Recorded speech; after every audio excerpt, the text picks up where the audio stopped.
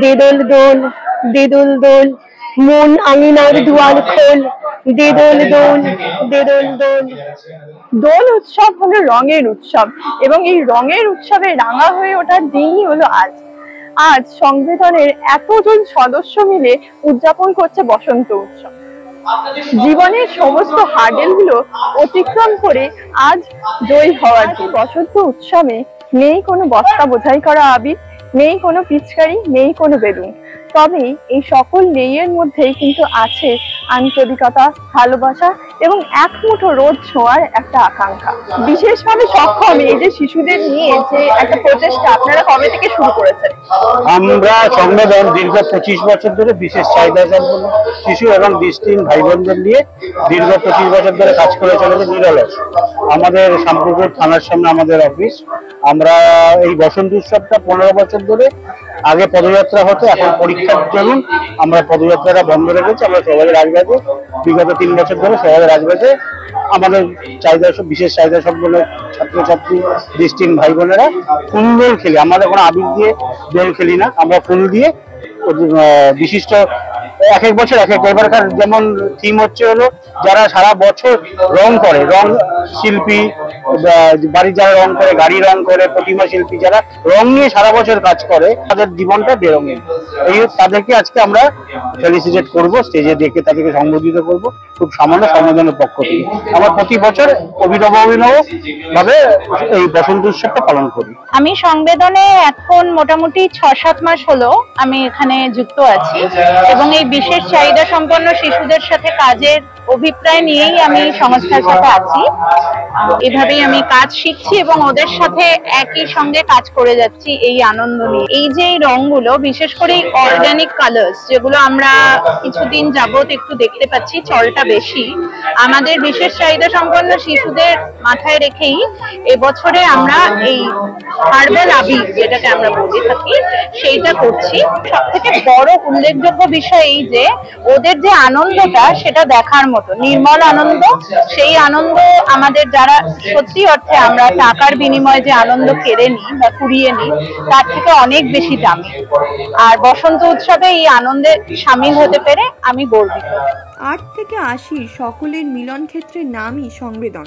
বিশেষ চাহিদা সম্পন্ন শিশু, দৃষ্টিহীন ভাই বোনদের জীবন যুদ্ধে সমাজে তাদের এগিয়ে দেওয়ার প্রয়াস যারা সারা বছর অবিশ্রান্তভাবে করে চলেছে, তারাই এই সংস্থা। না, কোনো কেমিক্যাল রং নয়, হরেক রকম ফুল এবং হার্বাল আবিরই ছিল এই অনুষ্ঠানের অভিনবত্ব। অনুষ্ঠানে যুক্ত হই না কিরকম অভিজ্ঞতা সেই সম্বন্ধে বলতে। প্রথমেই জানাই সকলকে বসন্তের শুভেচ্ছা। সত্যি এই সময়টা আমাদের অন্যরকম আনন্দের অনুভূতি নিয়ে আসে, আর এই সময় এরকম একটি অনুষ্ঠানে উপস্থিত আসতে মানে স্বাভাবিকভাবেই খুব অন্যরকম। কারণ আমরা স্পেশাল চাইল্ডদের নিয়ে সংবেদন যে কাজটা করছি সত্যি অতুলনীয়। কারণ অনেকজন তো এইভাবে ভাবেই না, নর্মাল ভাবে আমরা বসন্ত উৎসব পালন করি, কিন্তু এদেরকে আনন্দ দেওয়া বা এদের মুখে হাসি ফোটানোর ব্যাপারটা একদম অন্যরকম। আর সেই আনন্দটা যারা দিতে পারে তাদের কথা আলাদা করে তার কিছু বলার নেই, তাদেরকে আমার তরফ থেকে স্যালিউট।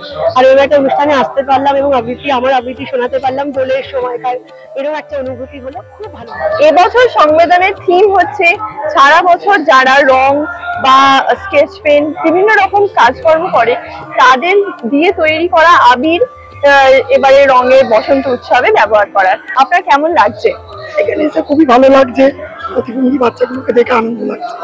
ওরাও রং খেলছে, ওরা রঙের এটা নিচ্ছে, বুঝতে পারছে কিন্তু বুঝতে পারছে না, মা বাবারা সহযোগিতা করছে রঙের জন্য, দিচ্ছে, ওদেরকে ভালো লাগছে।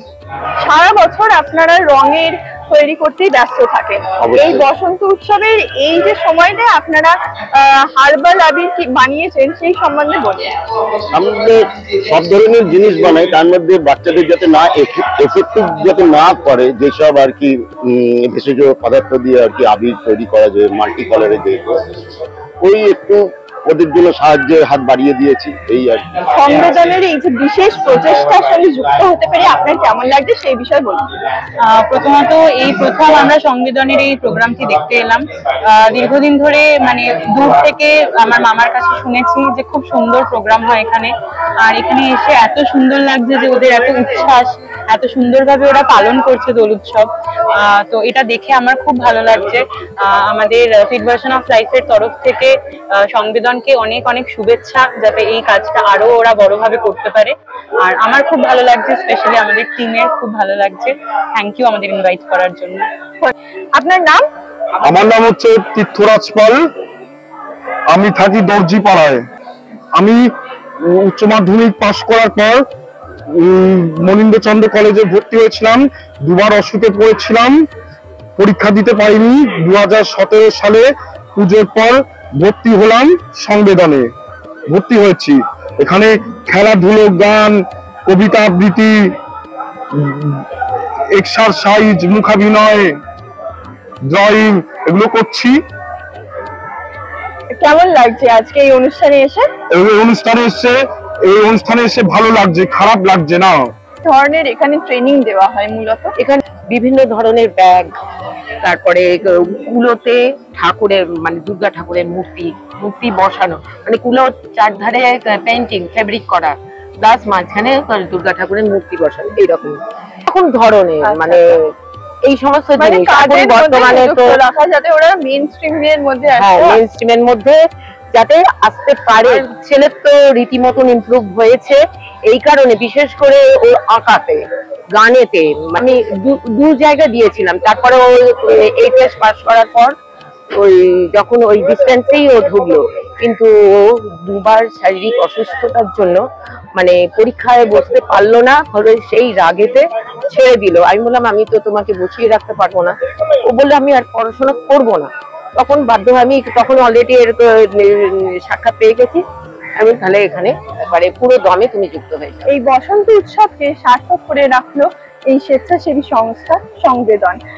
শনিবার দুপুরে তার সকল ছাত্রছাত্রীরা মেতে উঠেছিল এই রঙের উৎসবে।